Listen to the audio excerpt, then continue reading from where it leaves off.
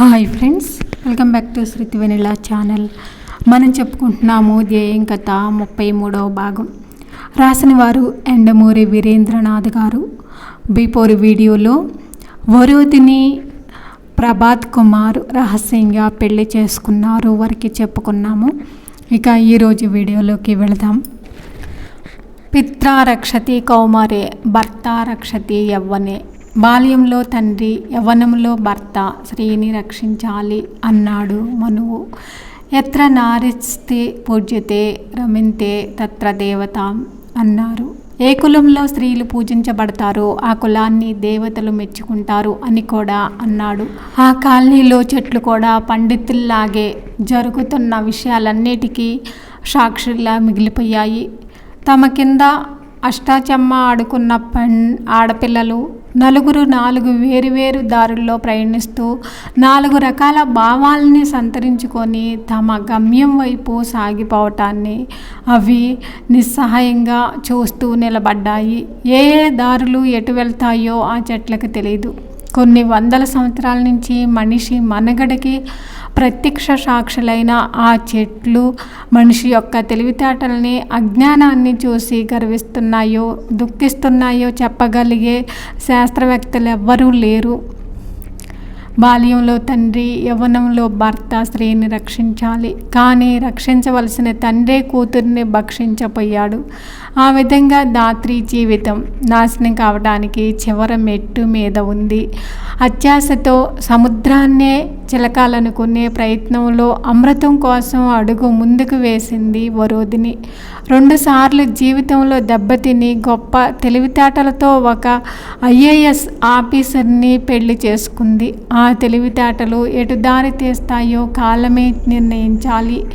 ఏ పురుషుడు అవసరం లేకుండా తన కాళ్ళ మీద తాను నిలబడటానికి ప్రయత్నిస్తుంది నిఖిత. ఇక మహతి విషయానికి వస్తే, మహతి అని గట్టిగా అరుపు వినిపించింది. నోట్లో ముద్ద పెట్టుకోబోతున్న మహతి ఉలిక్కిపడి చేతిలో ముద్ద ప్లేట్లో పడేసి చలిగాలికి వణికిపోయే చిగురుటాకులా పరిగెత్తింది. పిలిచింది అత్తగారు. ఆవిడ, మామగారు, ఆడపడుచు, మరిది, ఆడపడుచు పిల్లలు సోఫాలో కూర్చొని టీవీలో సినిమా చూస్తున్నారు. మహతి వెళ్ళి వాళ్ళ ఎదురుగా నిలబడింది. ఏం చేస్తున్నావు అని అడిగింది అత్తగారు. భోజనం చేద్దామని నసిగింది మహతి. ఎప్పుడూ భోజనం యావేనా? 4 అవ్వస్తుంది. ఇప్పుడేం భోజనం? శనివారం కావటంతో మామగారు భర్త బ్యాంకింగ్ నుంచి వచ్చేసరికి 2:30 అయింది. వాళ్ళంతా భోజనం చేసి వెళ్ళాక అంతా సర్దుకొని తన భోజనాన్ని కూర్చోవటానికి ఇంత టైం పట్టింది. కానీ ఆ మాట ధైర్యంగా చెప్పే అవకాశం ఆమెకి ఆ ఇంట్లో లేదు. అదేదో తర్వాత మెక్కుదు కానీ. ఇంట్లో పాలున్నాయా? అత్తగారు అధికారపూర్వకంగా అడిగింది. ఉన్నాయి అంది. ఉన్నాయంటే ఏమన్నాయి? మాకు కాఫీలకు టీలకు కాకుండా ఇంకా ఎక్కువ ఉన్నాయా? వెటకారంగా అడిగింది. ఉన్నాయి, వణుకుతూ. సేమియాలు ఉంటే వాటిని నేతిలో వేయించి పాయసం చేయి. పిల్లలు అడుగుతున్నారు. ముందు వాళ్ళకి ఆ పని చేసి తర్వాత నీ తిండి మెక్కటం సంగతి చూసుకో అంది. అలాగేనండి. వస్తున్న కన్నీళ్లను ఆపుకుంటూ వంటింట్లోకి వెళ్ళిపోయింది. ఆ కన్నీళ్లను చూస్తే వాళ్ళు మరింత రెచ్చిపోయి దరిద్ర దేవత అని తిట్టడం మొదలు పెడతారు. 5 లక్షల క్యాషు, ₹1,00,000 కారు, బంగారం, ఇతర సామాన్లతో ఆ ఇంట్లో అడుగు పెట్టిన దరిద్ర దేవత మహతి. ఒకప్పుడు ఆ అమ్మాయి ఎన్నో కలలు కన్నది. ఫంక్షన్కి కట్టుకోవటానికి కొత్త పట్టుచీర లేకపోతే అదే పెద్ద సమస్యగా భావించుకొని స్నేహితురాళ్లతో చర్చించింది. అలాంటి మహతి ఇప్పుడు నిజమైన సమస్య అంటే ఏమిటో కళ్ళారా చూస్తుంది.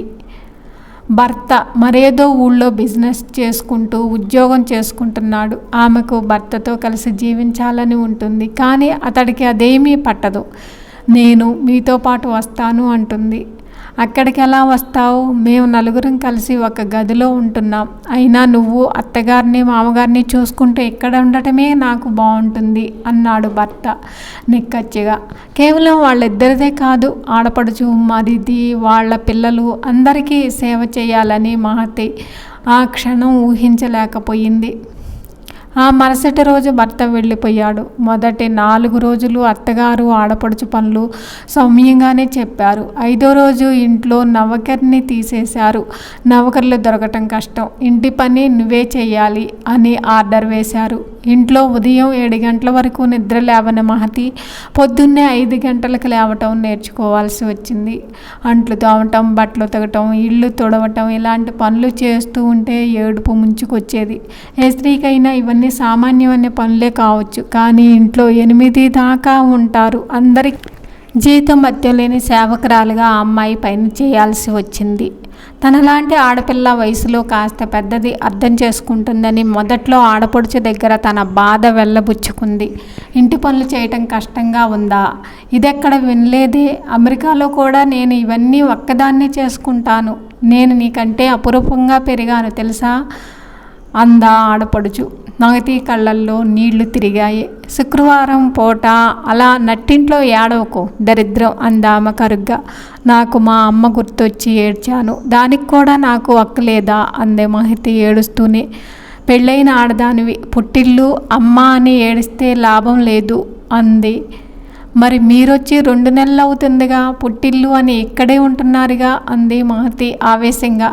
అదంతా పొరపాటు. ఆ తర్వాత కానీ ఆమెకి తెలిసి రాలేదు. ఆడపడుచు ఏడుస్తూ తల్లిదండ్రులు గదిలోకి వెళ్ళి ఆ విషయం చెప్పినట్లుంది. అత్తగారు ఇంకా నిద్ర లేవలేదు. లేచిన తర్వాత ఏం గొడవ పెట్టుకుంటుందోనని భయంగా తన పనుల్లో నిమగ్నమైంది మహతి. అయితే అత్తగారు రాలేదు. మామగారు బయటకు వచ్చారు. ఏమే మొదనష్టపు దానా, నా కూతుర్ని వేలెత్తి చూపుతున్నావట. అంత గొప్పదాని అయిపోయావా? ఏం చేసుకుని నీకింత గర్వం? అందుకే మీ నాన్న జైల్లో ఉన్నాడు. సంసారం అంటే కాపీలు కొట్టి ఎంసెట్ ర్యాంకులు తెచ్చుకోవటం కాదు. అయినా జైలు పక్షుల్ని తెచ్చుకొని ఇంటి కోడల్ని చేసుకుంటే ఇలాగే ఉంటుంది అని నీచంగా అన్నాడు. మహతికి దుఃఖం రాలేదు, భయం వేయలేదు. మా అమ్మగారి వైపు ఆశ్చర్యంగా చూస్తుండిపోయింది. మగవాళ్ళు, అందున పెద్దవాళ్ళు కోడలతో ఈ విధంగా మాట్లాడతారని ఆమె ఊహించుకొని కూడా ఊహించలేదు. ఆ ఇంట్లో అందరూ స్టాడిస్టులే. కానీ ఒక్కొక్కరిలోనూ ఒక రకమైన మూర్తిభవించిన రాక్షసత్వం ఉందని తెలియటానికి మహతికి ఎక్కువ కాలం పట్టలేదు.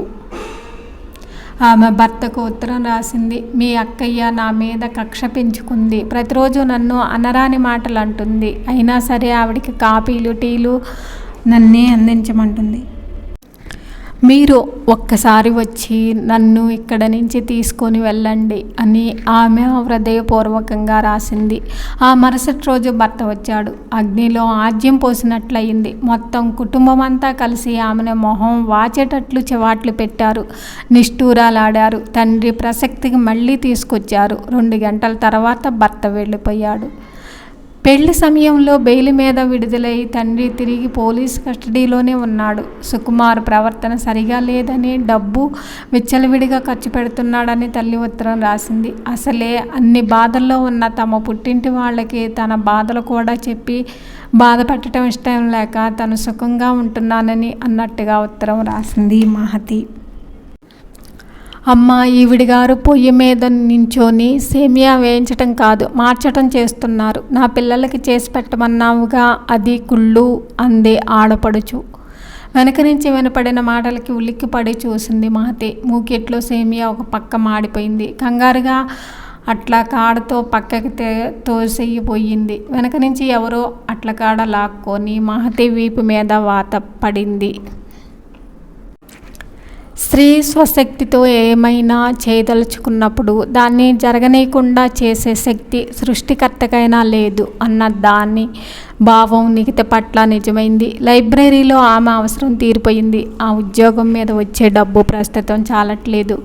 ట్యూషన్ల మీద వచ్చే ఆదాయం బొట్టాబొట్టి సరిపోతుంది. అయితే తన జీవితం అక్కడ ఆగిపోవటం లేదనే విషయం ఆ అమ్మాయికి బాగా తెలుసు.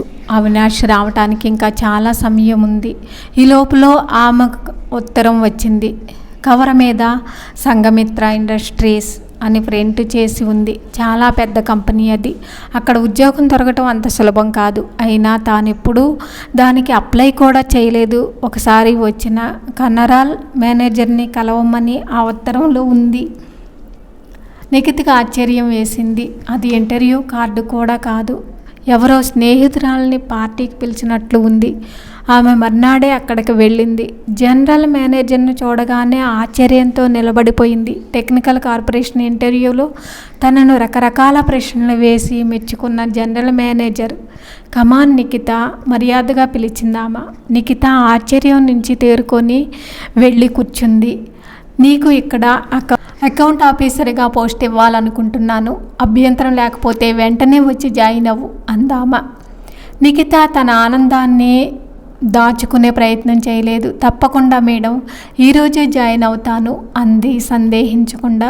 వెరీ గుడ్, కష్టపడి పనిచేసే వాళ్లకు ఈ కంపెనీలో మంచి భవిష్యత్తు ఉంటుంది. త్వరలోనే నువ్వు మంచి పేరు తెచ్చుకుంటావన్న నమ్మకం నాకుంది అన్నదామె. కొంచెంసేపు మామూలు సంభాషణ జరిగాక మీరు ఈ కంపెనీకి ఎప్పుడొచ్చారు మేడం అని అడిగింది నిఖిత. మీ ఇంటర్వ్యూలు జరిగినప్పుడే గొడవయింది.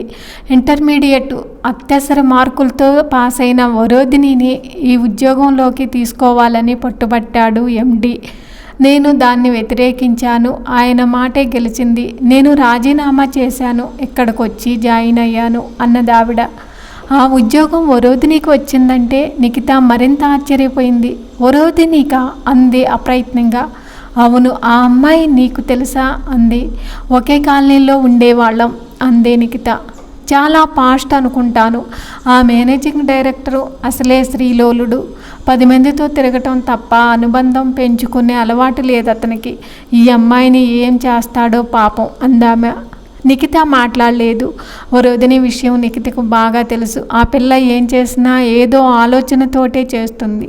పరిణామం ఎలా ఉన్నా సరే. నెలకు 3,000 రూపాయల జీతంతో అపాయింట్మెంట్ ఆర్డర్ తీసుకొని ఆ రోజే జాయిన్ అయింది నిఖిత.